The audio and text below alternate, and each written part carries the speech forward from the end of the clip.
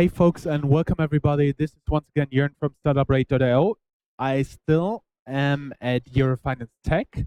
I still do have a guest, another one, but something like this is totally impossible without sponsors. So thank you very much for Startups.observer, the online dating site for investors, corporates, and startups, as well as our main sponsor, Slack. Support for this podcast and the following message comes from Slack, where work happens all over the world. No more losing time context switching. More than 1,000 apps seamlessly integrate with Slack. So that's less time jumping between tools and more time to get things done. More at slack.com. And we use them actually. Actually, at Startup Radio, we do use it as well. So for the people who don't know our channel, they don't know you. So basically, you're wearing another microphone because you're actually playing the host today here. Exactly. Can you introduce yourself to our viewers here? Yeah, of course. My name is Kim. I'm 33, having 2 children. I'm married to a wonderful girl for 4 years. As of now, is our anniversary today. Congratulations. Thanks. And I'm a founder, I would say. I founded my first company out of the university. I'm a university dropout. It was a fintech in 2009. Perfect timing, the crisis. We had a robo-advisor. No one heard of it. We failed due to regulations. Next thing was an HR tech startup, which was sold after 2 years. And the third one was an investment in IoT. That I sold also after 2 years, and now there is the next venture. It's called Inga. Inga. Inga. That sounds like something from a Swedish movie. Yeah. Actually, if you ask American people, they imagine a blonde German woman, Inga. It's the intelligent growth assistant.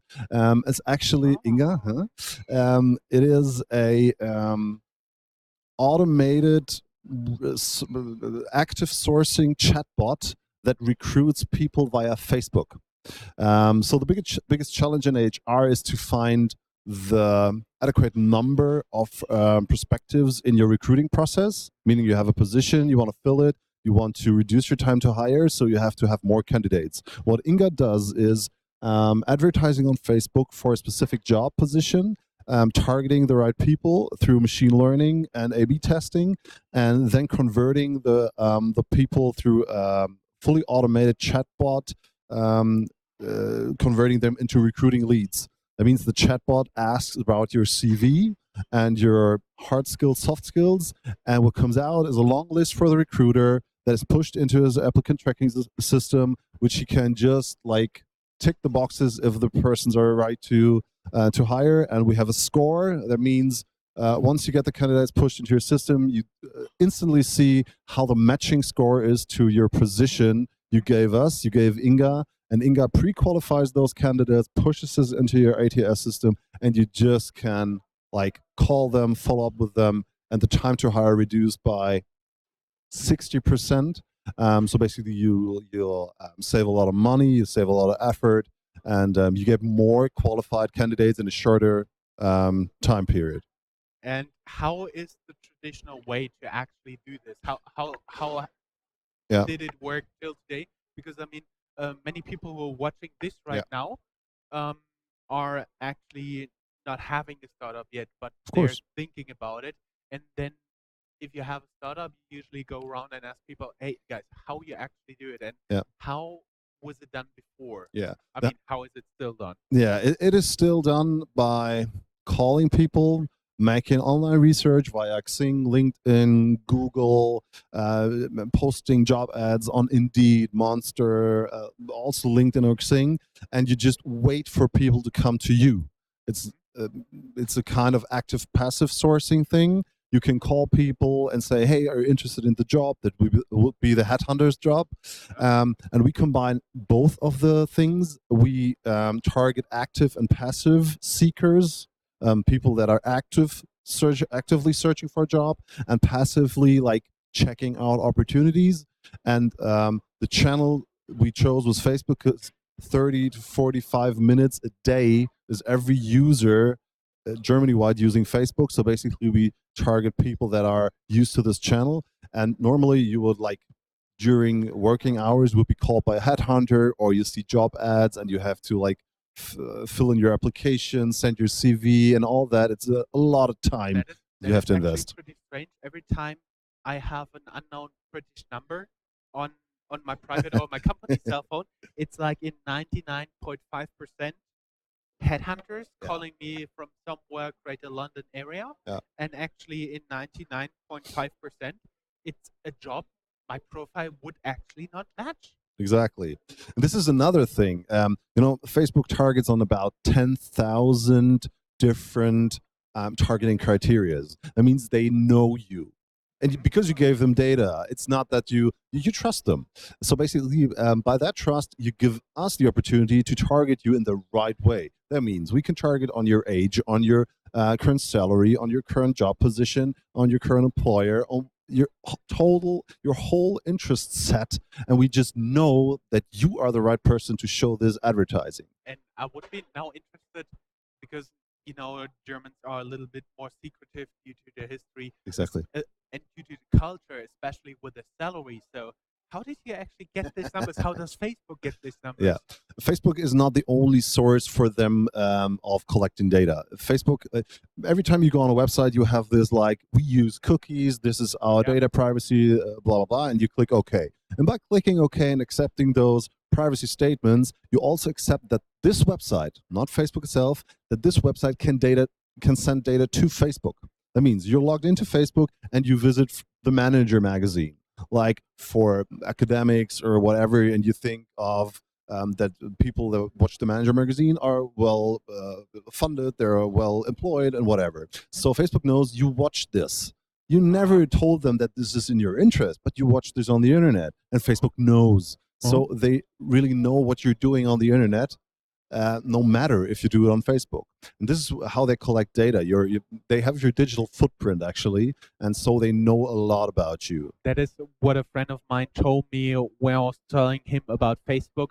He says, actually, when you're on Facebook, Facebook sees more of you than you see of Facebook. Indeed. Okay. And we were talking about in those times, especially in recruiting, about candidate experience. The traditional way of corporates reaching out to candidates is totally old-fashioned. We are the best. We're the greatest. We have fruits. We have sports. We have whatever. But the current situation is that that the employment status is so good that the candidates need to be addressed in a proper way. Especially here in Germany right now. Exactly. Yeah.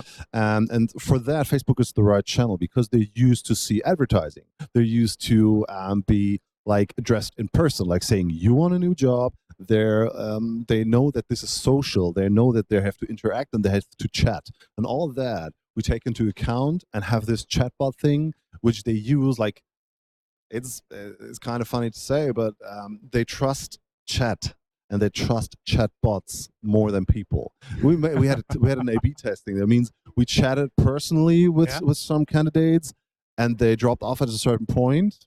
We never knew why. It was like, oh no, the conversation's not going that well. We had the chatbot, like the standardized form they have to fill in, and the conversion rates were enormous because you have like super slim questions. You can answer by a click. It's super automated, and the candidate experience is so high. They use so minimum of their time to get the maximum out of it. Well, if I put it in a nutshell, you with the company Inga enable companies to use the data source of Facebook to channel the right candidates to them. Exactly on the point.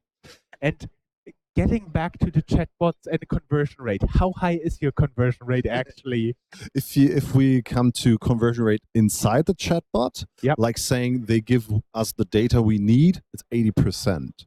Okay. That means the one beginning to chat with a chatbot leaves to 80% leaves his or hers email address. Okay. That's what we call a qualified lead. That it means we have all the data we need for the mini CV, and then we have the contact details, and that's for us recruiting lead, and there's the conversion rate 80% and higher, actually. That sounds pretty good. And how is the success rate of your startup? We are live 3 months, Okay, that's quite a long time for a startup. Yeah. Yeah, and we hit the 5-digit revenue mark, monthly recurring revenue mark this month. Okay. We good. have not much customers, saying we have like 5 big customers, but they're recurrently buying the product because they see the benefit. And so we managed to kick off with one big client, the Adecco Group, one of the world's largest HR service providers. And after that, it was like, yeah, it just clicked. We went to some fairs and attracted a lot of attention with the whole chatbot topic.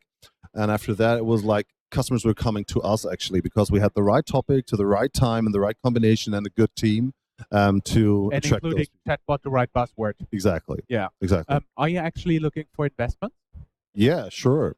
It can always go faster, actually. And so we're looking for an investment up to 500K for further improvements in our tech processes and building a team around it. Like we're 3 people at the moment, and we're looking to be like 10 to 15 at the end of the year, including tech and salespeople. And we have a strong marketing budget. We know exactly how to approach the market and what our target group is. So if we have the investment, we can like kickstart the whole thing even more. Reach out to us and you find the URL and all the respective links here in the show notes on whatever channel you're seeing that. Kim, it was just a pleasure for me, and hopefully the viewers will see more of you in the future. Thank you very much for the opportunity. And the URL is www.Inga.one. INGA.one. Exactly. And it's a great format. Keep on doing this. Thank you very much, Jörn. Appreciate it.